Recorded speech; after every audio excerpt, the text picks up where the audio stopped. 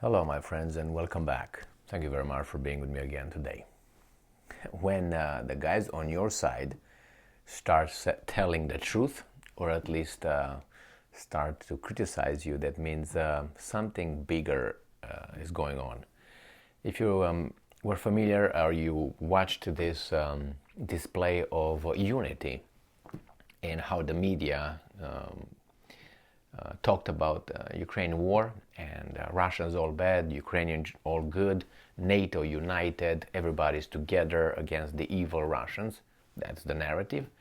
Unprovoked attack by the Russians of the poor Ukrainians, and the Ukrainians are defending their homeland and all that, and we have to intervene because we're the good people, always. Now, that's the narrative.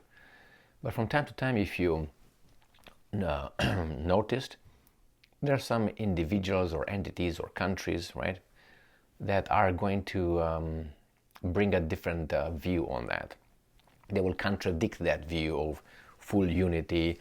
The Russians are all evil, which is an impossibility. There's nobody, and I know, all evil or all good, unless you go in terms of divine and you know what I mean? Which that's a different realm. I don't think it's right here. That's in a different realm. So here we have Politico, which is an outlet from the free world, from the good people, starting to say certain things that I observed since the beginning of the war in Ukraine, which is they're not united. They are fissures between them, like cracks, you know. And let me read a little bit of from this article coming from Politico. As I said, it's a long article. I'm not going to read it here in its entirety. So this article comes from Politico, as I said 50 times already.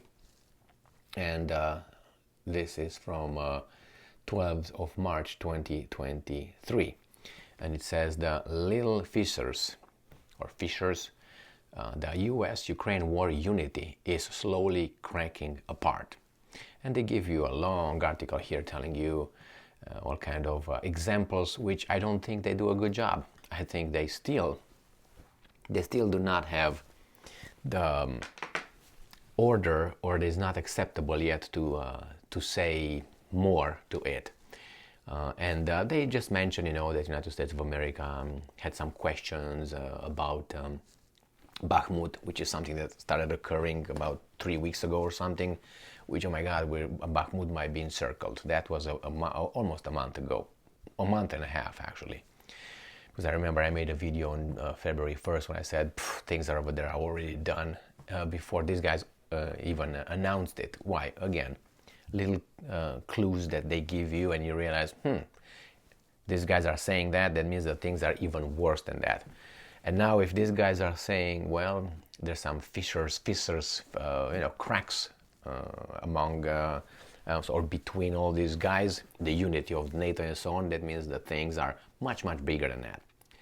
Because that's the way they do it. They overemphasize it, or they minimize it, depending on how it fits their narrative. They also mention here the Nord Stream 2 pipeline, Nord Stream 1 pipeline sabotages, terrorist acts, and that the fact that the United States pointed the finger to some Ukrainian nationals doing this and all that, but not the Ukrainian government. This guy here in this article, I don't think he understood what happened. I think he just picked up the hey, you gotta write an article on this subject. So he started clicking a few things and say, okay, this is. So it's very superficial in my assessment. Why? Because he misses a lot of things out. Now, he misses those things out willingly or just because he's not informed. I would go with both of them if possible, but I would go with not informed, because his information is very at the surface. He's not going deeper. Now, I don't know why he's not going deeper, because he can make a case to his little title that he came up with to support that. But probably if he would go deeper into the evidence, he should have changed the article's title, which would be "Big Cracks have been there forever." There's no unity. That's how the title could have been rewritten according to the information that we have. Remember, from the very beginning, so it's not like the cracks are starting to show now. No, from the very beginning, there was no unity.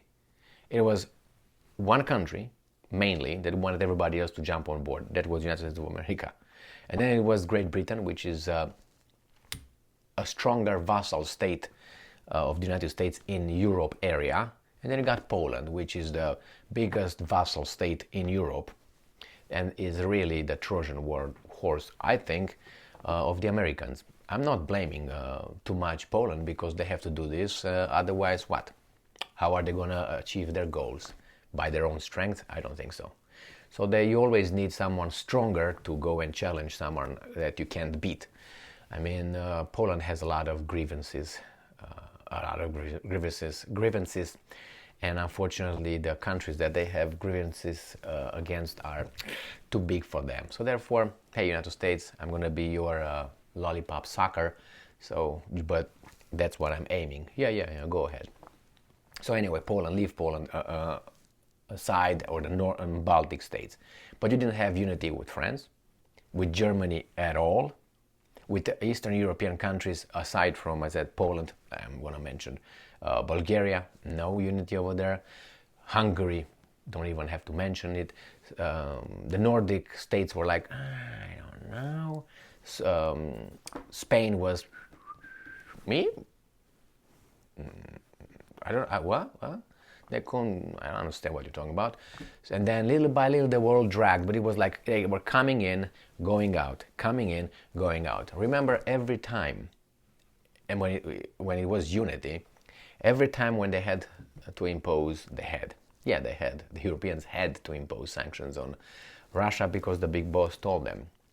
Remember how hard it was to convince Olaf Scholz to impose sanctions, to stop the transfer of gas and oil from the Russians and so on. And eventually they said, you know what, we're going to stop all this argument and debate about Nord Stream 1, Nord Stream 2. You know how? I think some Ukrainians were going to blow it up. Huh? there they are. Now, it was always, look how hard it was to get them to send missiles, air defense systems, tanks, armored vehicles, howitzers, everything was like, oh, we don't know. Someone was dragging them, come on. And they put their heels, but they were dragged in. Some of them just jumped in, like Poland. No, yeah, we do this.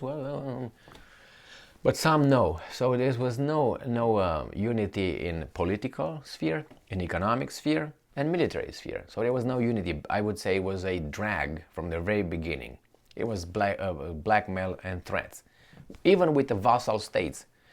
And the vassal states knew that if they jump on this order, they will shoot themselves in the foot. Therefore, their citizens will be shot in the foot. Therefore, those people would not vote for their leaders, if you know what I mean. That's why Emmanuel Macron is like 31 or 32% approval rating for a leader. Scholz is in the area the same, like 28, the same, around 30%.